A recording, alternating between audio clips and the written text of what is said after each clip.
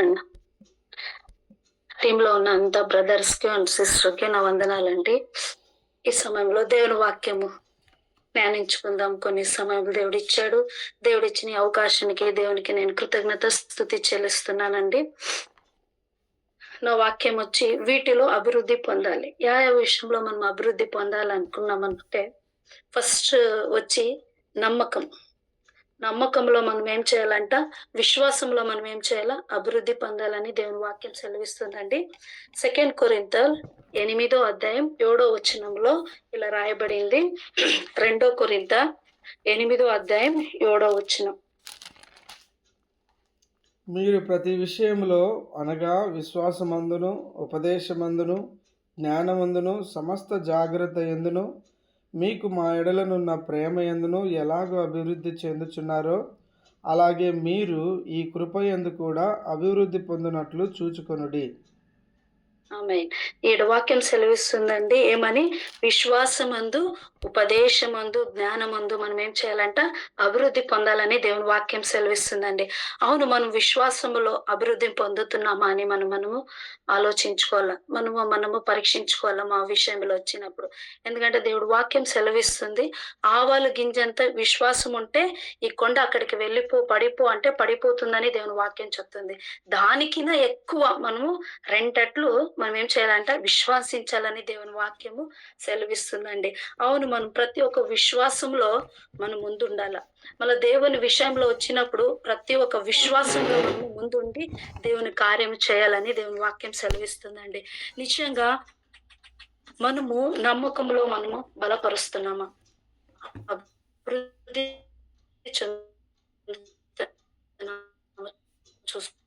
చూసుకుందామంటే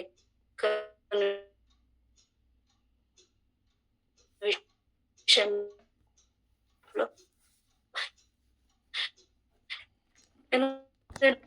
దేవుని వాక్యం చెప్తుంది, మనం విశ్వాసతో అని ఒక క్వశ్చన్ మార్క్ మాలో వస్తుంది. ఎప్పటికీ అలా రాకూడదు. దేవుడి కార్యం చేస్తాడని విశ్వాసం ఎందు మనం నమ్మకం పెట్టాలంట. దేవునికి ప్రతి ఒక్కటి సాధ్యమని దేవుని వాక్యం సెలవిస్తుంది. మనుష్యునికి అసాధ్యము, దేవునికి సమస్తము సాధ్యమని దేవుని వాక్యం సెలవిచ్చినప్పుడు మనం ఏం చేయాలా, విశ్వాసంలో మనం పడిపోకున్నట్లా నిలబెట్టుకోవాలి. మనం ప్రతి ఒక్క మా విశ్వాసి జీవితంలో ఏం చేయాలంట, విశ్వాసమును మనం ఎత్తి పెట్టుకోవాలని దేవుని వాక్యం చెప్తుందండి. మాకు ఏమీ కానీ దేవుడు ఉన్నాడు, మా దేవుడు మా పక్షాన్ని యుద్ధం చేస్తాడు, మా దేవుడు మా కుటుంబంలో ఉన్న పరిస్థితిని మారుస్తారని ఒక నమ్మకము మాలో కలగాల. మా సేవ విషయంలో కానీ ప్రతి ఒక్క విషయంలో మనం ఏం చేయాలంట, నమ్మకం పెంచాలని దేవుని వాక్యము సెలవిస్తుందండి.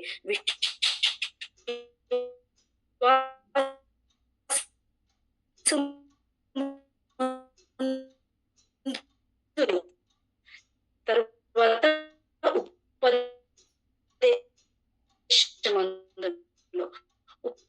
ఉపదేశం అంటే టీచింగ్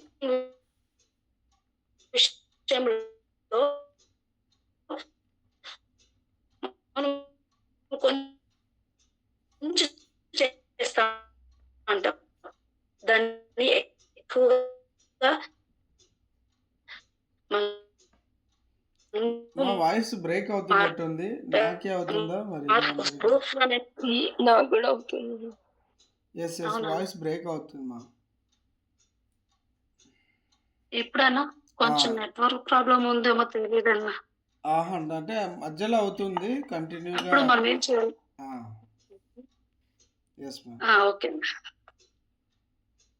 ఓకేనా, ఇప్పుడు వినపడుతుంది కదన్నా? ఓకే. తర్వాత మనం ఏం చేయాలంటే ఉపదేశించాల. దేవుని వాక్యం మాకు ఎంత తెలుసో వేరే వాళ్ళకి మనం టీచింగ్ చేయాల. దేవుడు నిజమైన దేవుడు, మాకు ఏం తెలుసో దాన్ని ప్రతి ఒక్క ముందు మనం చెప్పాలా. అది మాకు కొంచెం తెలిసినా అది మనము వివరించాలా. వాళ్ళకి వేరే అన్య విశ్వాసాలకి మనం ఏం చేయాలా, ప్రకటించాలా.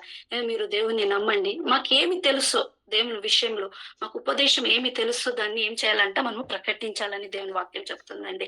మాలో ఉన్నింది కొంచున్నా గూడా దాన్ని మనము అభివృద్ధి పొందుకోవాల. దేవా ఇది కాదు. ఇంకా నేను ఏం చేయాలా? నీ వాక్యములో నేను ఎదగాల. నీ ప్రార్థనలో నేను ఎదగాల. నేను చెప్పే ఉపదేశంలో నేను ఎదగాల. దేవుని వాక్యం సెలవిస్తుంది. ప్రతి ఒక్క విషయంలో మనం ఏం చేయాలంట? అభివృద్ధి పొందాలంటే మనం ఎక్కడుండాలా? ఫస్ట్ దేవుని పాదములో ఉండి ప్రార్థించుకోవాలా. దేవా నాకీ నమ్మకం 2 రెట్లు చెయ్యి. ఉపదేశం చేసేదానికి నాకు 2 రెట్లు ఆశీర్వాదం అని దేవుణ్ణి మనం అడగాలండి. ఉపదేశమందును తర్వాత జ్ఞానమందునని దేవుని వాక్యం సెలవిస్తుంది. ప్రతి ఒక్కరు మనం ప్రతిరోజు మనం దేవుణ్ణి అడగాల. దేవుడా నాకి మంచి జ్ఞానం ఇవ్వయ్యా. ఎందుకంటే వాక్యం చూస్తాం కదా, మనము సొలొమోను రాజు ఏం చేస్తాడు? జ్ఞానం అడిగాడంటే. మనం కూడా ప్రతిరోజు దేవుని సన్నిధిలో జ్ఞానం ఇయ్యయ్యా ప్రభువా. నాకు ఎక్కడ నేను తప్పిపోతున్నాను,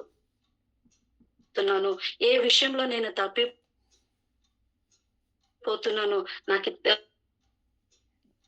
నాకి సహాయం చేయని దేవుని అడగాల. మాకు జ్ఞానం సహాయం చేస్తారంటే ఎక్కువ మాట్లాడతారు కాదు, దేవుణ్ణి అడగాల. దేవుడా మాకి జ్ఞానం ఇవ్వయ్యా.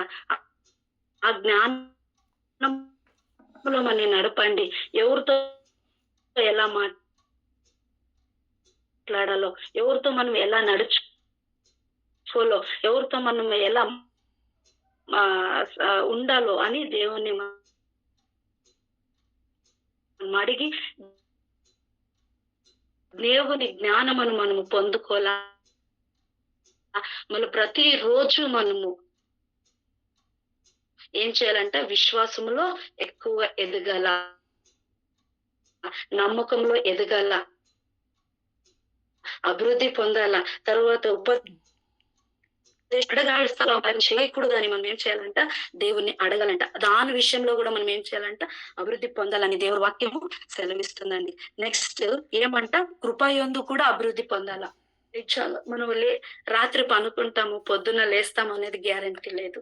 ఈ కాలం అలా అయిపోయింది. సడన్ లో అందరూ మరణిస్తారు. కానీ మనం రాత్రి పనుకున్నప్పుడు దేవా నీ కృప మన నీ శుభ కార్యాలు నా ఇంట రాని అని ప్రార్థించాల. నీ కృప ఉంటే నాకు చాలు. పౌలు విషయంలో మనం చూస్తాము, కంటి విషయంలో చాలా బాధపడినప్పుడు దేవుడా నేను బలహీనతుడప్పా, నాకు నువ్వు సహాయం చేయనప్పుడు దేవుడు ఒకే మాట అంటాడు, నా కృప నీకు చాలును. దినం అడగల, దేవా నీ కృప నాకు తోడుగా ఉండాల. దేవా నువ్వు నన్ను నడుపుపా, నీ కృపలో నన్ను నింపండి. నేను ప్రతి చోట మనం నడిచేటప్పుడు, పనుకునేటప్పుడు, లేసేటప్పుడు ప్రతి ఒక్క విషయంలో దేవుని కృపను అడగల. దేవా నువ్వు నాకు తోడుగా నీడుగా ఉండి నువ్వు నడిపించయ్యా. నీ కృప నాకు తోడు, నీ కృప నాకు చాలు అని దేవుణ్ణి ప్రతిరోజు అడగాల. కృప విషయంలో కూడా అభివృద్ధి పొందుతుండాల. మనం వెళ్ళే టైంలో కూడా దేవా నువ్వు నా వెంట రావయ్యా, నీ కృప ఉంటే నాకు చాలు. పౌలు ఎంత సేవ చేశారు కదండి. ఎన్ని విషయంలో పౌలు విషయంలో మీకు అందరికీ తెలుసు. కానీ స్వస్థత పొందలేకున్నప్పుడు దేవుడు ఈ మాట చెప్పాడు. ఈ మాటను పట్టుకున్నాడు. మనం కూడా అనుకోవాలా, దేవా నీ కృప నాకు కావాలా. ఈ విషయంలో కూడా మనం ఏం చేయాలంట? అభివృద్ధి పొందాలి. ప్రతిరోజు దేవుణ్ణి అడగాలండి. దీంట్లో అడిగినప్పుడే మాకు దేవుడు కార్యాలు చేస్తాడు. మనం అడుక్కోకున్నట్ల దేవుడు ముందర మౌనంగా ఉంటే దేవుడు ఏమి ఇస్తాడు? మీరు నోరు తెరిచి నాతో అడగండి అని దేవుని వాక్యం సెలవుస్తుంది. మనం ప్రతిరోజు అడగాల. కొన్ని విషయాలు మాకు పర్సనల్ గా అడగాల. యా విషయంలో నేను పడిపోతున్నాను ఆ విషయం కొరకు మనం ప్రార్థించాల. దేవా నేను నమ్మకంలో పడిపోతున్నాను, నన్ను లేవనెత్తయ్యా. నేను నమ్మకంలో నేను అభివృద్ధి పొందాలయ్యా. నాకు ఇంకా అభివృద్ధి, నేను ఇంకా నమ్మకంలో నీలో జీవించాలా. ఓవర్ నమ్మకం నాకు అనాలి. ఎందుకంటే ప్రతి ఒక్క విషయంలో మనము నమ్మకంలోనే జీవించాలి. దేవుని వాక్యం సెలవుస్తుంది మా జీవితమే నమ్మకంలో మనం నడచాలని. అలాగే ప్రతి ఒక్క విషయంలో నమ్మకంలో కానీ, ఉపదేశంలో కానీ, మళ్ళా తర్వాత జ్ఞానములో కానీ అభివృద్ధి పొందాలని దేవుని వాక్యము సెలవిస్తుందండి. మనం ఆ విషయంలో తక్కువలో ఉన్నాము, కోల్పోతున్నాము, మనం పరీక్షించుకుందాం. దేవా నేను ఈ విషయంలో పడిపోతున్నాను, ఈ రోజు నుంచి ప్రార్థించండి. ప్రతి ఒక్క విషయం కొరకు మా వ్యక్తిగతంగా మనం ప్రార్థించాల. నమ్మకం విషయంలో కానీ, ఉపదేశం విషయంలో కానీ, మళ్ళా తర్వాత జ్ఞానముందును కృప ఉందని మనం ఏం చేయాలంట? అభివృద్ధి పొందాలంట. నెక్స్ట్ పాయింట్ విస్తారముగా నిరీక్షణ అని. రోమా 15 అధ్యాయము 13 వచనంలో చదువుదామండి. రోమా కాగా మీరు పరిశుద్ధాత్మ శక్తి పొంది విస్తారముగా నిరీక్షణ గలవారొకటకు నిరీక్షణకర్తయగు దేవుడు విశ్వాసము ద్వారా సమస్త ఆనందముతోనూ సమాధానముతోనూ మిమ్మను నింపునుగాక. నా రోమా 15:13 ఎస్ అమ్మా. హల్లెలూయా. ఇక్కడ చూస్తాం ఏముందంట? నిరీక్షణ. మా జీవితంలో ఏముండాలంట? నిరీక్షణ ఉండాలంట. విస్తారముగా నిరీక్షణ గలవారిగా నిరీక్షణ కర్తవుగా దేవుడు విశ్వాసము దారము సమస్తమందుతూ సమాధానముతో మిమ్మల్ని నింపునుగాక. నిజంగా ఇక్కడ విస్తారంగా నిరీక్షలో మనం జీవించాలి. మాకు ఒక నిరీక్షణ ఉండాల. మనం ప్రతి ఒక్క విషయంలో నిరీక్షతో మనం జీవించాలని దేవుడు వాక్యం సెలవిస్తుందని. నిరీక్షణ కర్త ఎవరైనాడు? దేవుడు అయినాడు. విశ్వాసము ద్వారా మనం ఏం చేయాలంటే దాన్ని పొందుకోవాలని దేవుడు వాక్యము సెలవిస్తుందంటే మా జీవితంలో నిరీక్షలు ఉండాల. నేను ఈ విషయంలో నేను పొందుతాను, జయం పొందుతాను, దేవుడు నాకు సహాయం చేస్తాడు, ఈ విషయంలో దేవుడు నాకు సహాయం చేస్తాడని మనం ఏం చేయాలంట? నిరీక్షణ మాలో జీవించాల. నిరీక్షలో మనం ఏం చేయాలంట? అభివృద్ధి చెందాలని దేవుని వాక్యం చెప్తారు. ఆ నిరీక్షణ ద్వారాలోనే మాకేం జరుగుతుంది? సమాధానంతో దేవుడు నన్ను నింపుతాడండి. నిజంగా మాకు సమాధానం కూడా కావాల. మా జీవితంలో సమాధానం లేకుండా మనం జీవించేకి అయ్యలేదండి. అడగల దేవుణ్ణి, మాకు సమాధానం కావాలా ప్రభు, మా జీవితంలో సమాధానం కావాలి. కొన్ని విషయంలో మనము సమాధానం కోల్పోతాం. ఏమన్నా విషయం మన మైండ్లో వేసుకున్నప్పుడు కొన్ని విషయంలో మనము కోల్పోతామండి. సమాధానం మనము పొగొట్టుకొని నడుస్తాం, కోల్పోతాం. అప్పుడు మనం ఏం చేయాలంటే ప్రార్థించాల. దేవా నాకు నిరీక్షణ ఉంది, నువ్వు నాకు సమాధానం ఇస్తావు, నువ్వు జ్ఞానం ఇస్తావు, నమ్మకం ఇస్తావు అని మనం ఏం చేయాలంట? దేవుని పాదముల చేతలో కూర్చొని మనం ప్రార్థించగా దేవుడు మాకి తోడు నీడగా నుండి నడిపిస్తాడండి. హల్లెలూయా. దేవుడు ఈ వాక్యాన్ని చూసుకుందాం. నెక్స్ట్ 3వది ప్రేమ. ఫిలిప్పీ 1వ అధ్యాయము 10 దాంట్లో 9 లేదండి, 11 ఉంది. 11వ వచనం మనం చదువుదాము. 1:11. మీ ప్రేమ తెలివితోనూ సకల విధములైన అనుభవ జ్ఞానముతోనూ కూడినదై అంతకంతకు అభివృద్ధి పొందవలెననియు ఇందువలన దేవునికి మహిమయు స్తోత్రమును కలుగునట్లు మీరు యేసుక్రీస్తు వలననైన నీతి ఫలములతో నిండుకొనిన వారై క్రీస్తు దినం వరకు నిష్కపటులను నిర్దోషులను కావాలని ప్రార్థించుచున్నాను. హల్లెలూయా. ఇక్కడ చూస్తాము మీ ప్రేమ తెలివితో. ఇక్కడ నెక్స్ట్ ప్రేమ గురించి నేను చెప్తున్నానండి. ప్రేమలో కూడా మనం ఏం చేయాలి? అభివృద్ధి పొందాలి. ప్రతి ఒక్కరిని మనము ప్రేమించాలని దేవుని వాక్యం సెలవిస్తుంది. కానీ ఇంకొక దేవుని వాక్యం ఏమంటుందంట? అంత్యకాలంలో ప్రేమ చల్లగా అయిపోతుంది. అలా కాకోకున్నట్లు మనము కాపాడుకోవాలి. దేవుని దినం అడగాల, దేవుడా నాకు ప్రేమించే మనస్సు ఇయ్యండి అని మనము అడుగుకోవాలని దేవుని వాక్యం. తెలివితో అడుక్కోవాలి మనం ప్రేమని. ఎవరిని ఎలా ప్రేమించాలి, ఎవరిని ఎలా మనం దగ్గరగా తీసుకోవాలని అడగాలండి. అలాంటి ప్రేమ, క్రీస్తు ప్రేమ మనము ఇవ్వాలండి. ప్రతి ఒక్క మనుషులకి మనం ఏం చేయాలంటే, ప్రతి ఒక్క జనాలకి మనం ఏం చేయాలంటే క్రీస్తుని ప్రేమ ప్రకటించాలని దేవుని వాక్యం సెలవిస్తుంది. అవును, మనం ప్రతిరోజు ప్రతి ఒక్కరిని మనం ప్రేమించాలండి. ఎవరిని మనం ద్వేషించకూడదు. ఎందుకంటే ఈ కాలం ఎలా ఉందంటే, ఇప్పుడు మనం కొందరు మనుషులతో మాట్లాడతామో తర్వాత వాళ్ళు కనపడరు.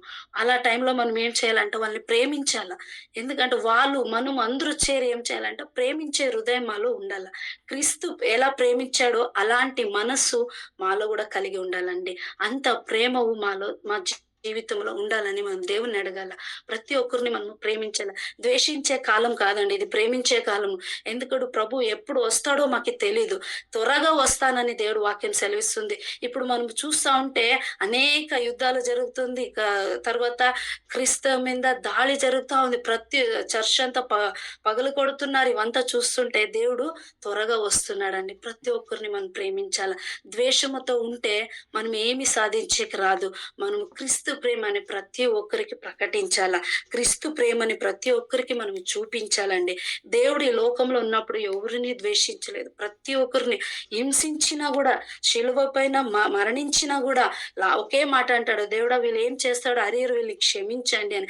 అలాంటి హృదయం మాలో గూడా ఉండాలా. ప్రేమించే హృదయం ఉన్నప్పుడు క్షమించే హృదయం వచ్చేస్తుందండి. మాలో ప్రేమ లేకుంటే క్షమించే హృదయం ఎప్పటికీ రాదు. మనం ఎప్పుడు ప్రతి ఒక్క దినము అని అడగాల, దేవా నీ మనస్సు నాకు కావాలా, నీవు ప్రేమించే హృదయం నాకు కావాలా, నేను కూడా ప్రతి ఒక్కరిని ప్రేమించాలా, నీ క్రీస్తు ప్రేమ నేను ప్రకటించాలని దేవుణ్ణి మనం అడగాలని దేవుని వాక్యం. దాంట్లో కూడా ఏం చేయాలంట, అంతకంతకు అభివృద్ధి పొందాలా మనము.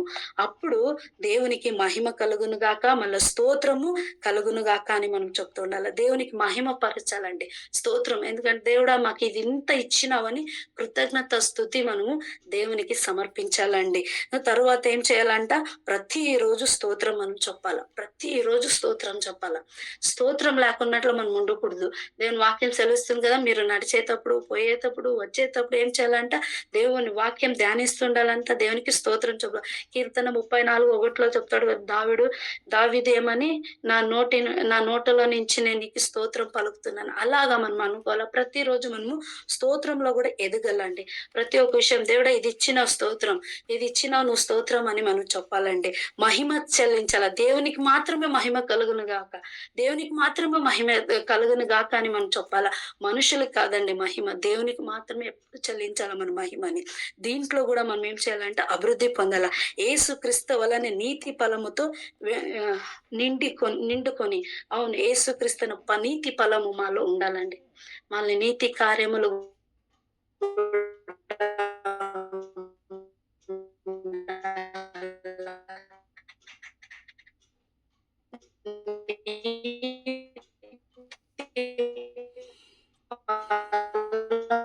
దేవునికి మహిమ చెల్లించే హృదయం ఉండాల.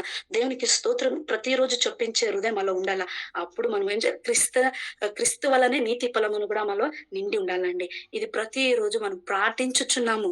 ప్రతిరోజు మనం ప్రార్థించాలి. ఈ విషయంలో కూడా మనము ప్రార్థించాలి. ఎందుకంటే మన వ్యక్తిగతంగా ప్రార్థించేటప్పుడు మన విషయంలో కొన్ని కోల్పోతున్నప్పుడు మాకు తెలుస్తుంది మనం ఏ విషయంలో పడిపోతున్నాము. ఆ విషయం కొరకు కూడా మనము దేవుడు ముందు ప్రార్థిస్తానండి. లాస్ట్ ఒక వచనం చదివి ముగిస్తాం దేవుని వాక్యము. అదే 2 కొరింథీ 9:8 వచనం. 9:8 వచనం. మరియు అన్నిటి యందు ఎల్లప్పుడూ మీలో మీరు సర్వ సమృద్ధి గలవారై ఉత్తమమైన ప్రతి కార్యము చేయుటకు దేవుడు మీ ఎడల సమస్త విధములైన కృపను విస్తరింపచేయగలడు. ఆమేన్. దేవుడు వాక్యం ఇక్కడ చెప్తుందంటే ఉత్తమైన ప్రతి కార్యములు అంటే మంచి కార్యములు మనం మా జీవితంలో చేయాల. చెడు కార్యాలు కాదండి, మంచి కార్యములు మనం ఒకరికి సహాయం చేయాలనే దేవుని వాక్యము సెలవిస్తుంది. ఉత్తమైన ప్రతి కార్యము చేయుటక దేవుడు నిజంగా మనం ఏం చేయాలంటే ప్రతి ఒక్క మనుషులకి మంచి కార్యం మా చేత ఏమవుతుందో దాన్ని చేయాలండి. దేవుడు కూడా ఈ లోకంలో ఉన్నప్పుడు తనకి ఏమవుతుందో అంతా చేస్తున్నా. అలాగా మనము కూడా ప్రతి కార్యములు మంచి కార్యములు ఏం చేయాలంట, దేవుని కొరకు చేయాలని దేవుని వాక్యం సెలవిస్తుందని. సర్వ సమృద్ధి గలవారై ఉత్తమైన ప్రతి కార్యములు చేయుట. మనము సర్వ సమృద్ధిగా దేవుడు మాకు ఇచ్చాడండి. మనము ఇతరులకి మనము చేయాలండి. మాలో మనం దాచిపెట్టుకుంటే ఏమి లేదు. మనం చనిపోయినప్పుడు ఏమి తీసుకొని పోమండి. ఉన్నప్పుడే మాలో ఏముందో అది కొందరికి సహాయం చేయాలి. మంచి కార్యములు మాతో నుంచి కొందరికి జరిగించాలి. ఎన్నో మంది తినే ఆహారం లేక నీళ్ళు లేక చాలా విషయంలో బాధపడుతున్నారు. అట్లా వాళ్ళని మనం చూసి విడిచి రాకూడదు. అంటే మా చేత ఏమవుతుందో వాళ్ళకి అది సహాయం చేయాల. అదే ఉత్తమైన ప్రతి కార్యాలు. మనం ఉత్తమైన పనులు మనం చేయాలండి. దేవుని కొరకు చేస్తాం మరుతూ మనుషులు చూడాలని మనం ఎప్పుడు చేయకూడదు. దేవుడు చూస్తాడని చూడాల. 4 మధ్య గోడల్లో నువ్వేం చేస్తున్నావు మాకు తెలీదు, కానీ దేవునికి తెలుసు. మనం అనుకుంటాం దేవుడు చూస్తాడని, చూస్తాడు. ప్రతి ఒక్క విషయంలో దేవుడు మాకి మనుషులు లేకపోయినా పర్వాలేదు, దేవుడు ప్రతి చోట ఉంటాడు. దావీదు అంటాడు, నేను ఎక్కడ పోయినా నువ్వు ఉంటావు, పాతాళంలో పోయినా ఉంటావు, అడవిలో పోయినా. అలా దేవుడు ఎక్కడ పోయినా మా జొత్తకుంటాడు. మనం ఏం చేయాలంటే మనుషులు చూస్తారని కొందరు చేస్తారు, అలా చేయకూడదు. దేవుడు చూస్తాడు. మనుషుల్ని చూడకపోని మాకు అనవసరం. దేవుడు మనని చూస్తాడండి. ప్రతి ఒక్క ఉత్తమైన ప్రతి కార్యములు చేయాలని దేవుని కొరకు మనం చేయాల. సమస్త విధమైన కృప ఆహ్, వివరింప చేయగలడు. నిజంగానే ఇక్కడ గూడా మనం ఉత్తమ కార్యములు చేసేటప్పుడు ఏముంటది మా వెంట? ఆయన కృప ఉంటుందండి. ఇది మనం గమనించుకుందాం. దేవా నేను యా విషయంలో పడిపోయినా, నమ్మక విషయంలో, నిరీక్షణ విషయంలో, ప్రేమ విషయంలో, ఉత్తమమైన ప్రతి కార్యంలో అంటే మంచి పనిలో నేనేమన్నా పడిపోయానా? ఈరోజు నువ్వు నాతో మాట్లాడావయ్యా. నేను యా విషయంలో నేను కోల్పోయినాను, యా విషయంలో నేను పడిపోయినాను మనను మనం పరీక్షించుకొని దేవునికి సమర్పిస్తామండి. ఈ విషయం ఈ వాక్యం దేవుడు దీవించిన గాక. ఆమేన్. థ్యాంక్ యూ అన్న. థ్యాంక్ యూ అమ్మా. Praise Lord. సుధాకర్ అన్న, ప్రైజ్ లార్డ్ అన్న, ఉన్నారా మీరు?